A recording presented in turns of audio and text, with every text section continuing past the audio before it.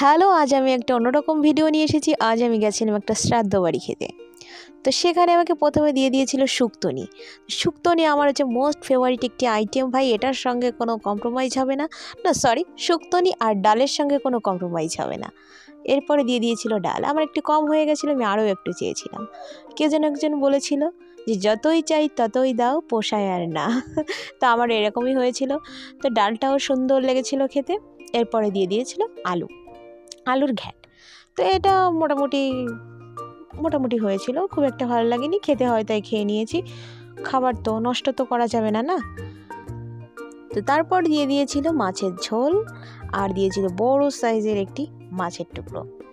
তো এটাও খেতে ঠিকঠাক ছিল, মানে ভালোই লেগেছিল। কিন্তু ডাল আর শুক্তোর সঙ্গে ভাই কোনো কম্প্রোমাইজ হবে না, দুর্দান্ত লেগেছে খেতে। এমনিতেও আমার ফেভারিট, তারপর আরও ভালো লেগেছে। এবার শেষ পাতে দিয়ে দিল দই। তো দইটাও ঠিকঠাক ভালোই লেগেছিল। টাটা।